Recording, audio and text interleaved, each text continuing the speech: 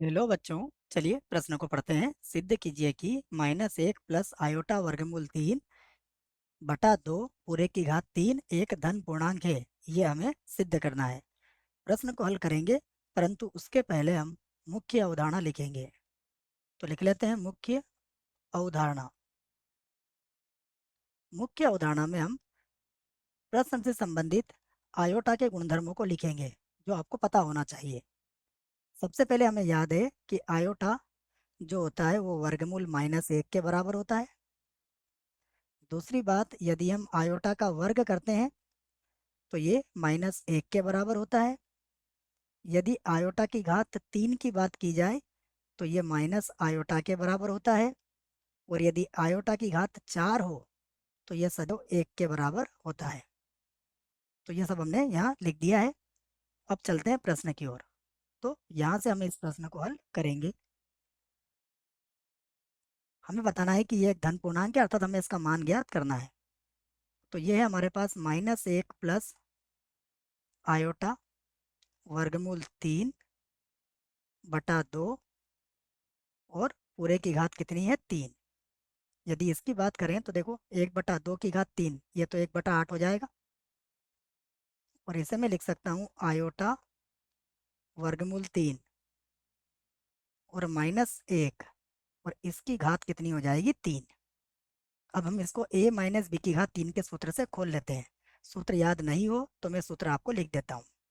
हम जानते हैं a - b की घात 3 बराबर क्या होता है, बराबर होता है a की घात 3 b की घात 3 -3 a का वर्ग b और +3 ab का वर्ग।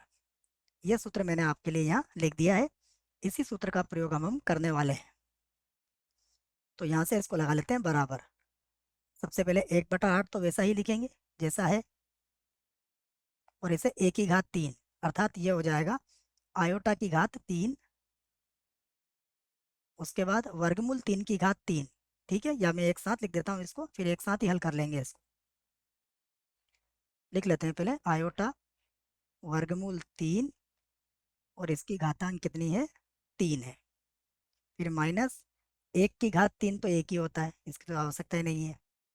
-3, अब आ जाएगा आयोटा वर्गमूल 3, इसका तो वर्ग हो जाएगा और b का मान कितना है, 1। उसके बाद +3, a का मान आ जाएगा हमारे पास आयोटा वर्गमूल 3, और 1 का वर्ग 1 ही हो जाएगा बच्चों।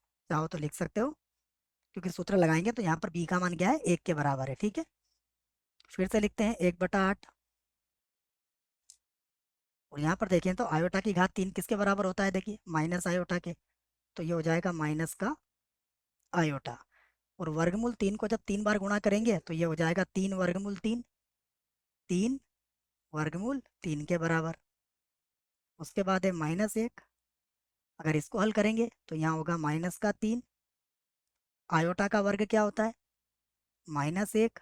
वर्गमूल 3 का वर्ग कितना होगा, ये हो जाएगा 3। और यहाँ मिलेगा आपको +3 वर्गमूल 3 और आयोटा। ध्यान से देखिए क्या कुछ कट रहा है यहाँ पर। तो ये माइनस वाला इस प्लस वाले से कट जाएगा। तो यहाँ मिला हमें 1/8। यहाँ जगह बिल्कुल नहीं है, इसको यहाँ से हटा देते हैं, इधर लिख लेते हैं। तो यहाँ 1/8 तो वैसे के वैसे लिख दूंगा मैं, 1/8। अब देखते हैं यहाँ कितना बचा हमारे पास। यहाँ बचा है प्लस का 9 और 1, यहाँ भी 8 ही बच गया बच्चों।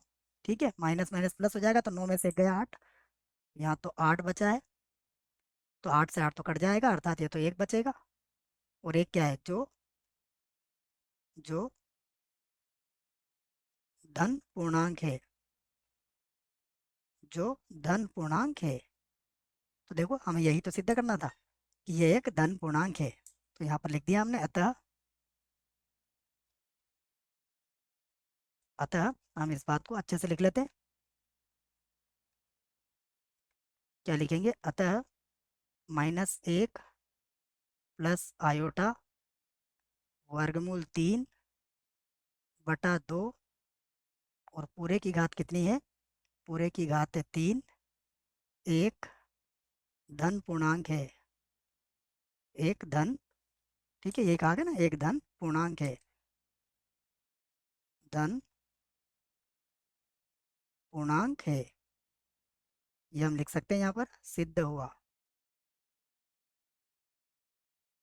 क्या लिख देंगे? सिद्ध हुआ। मुझे आशा है बच्चों प्रश्न का उत्तर समझ में आया होगा। धन्यवाद।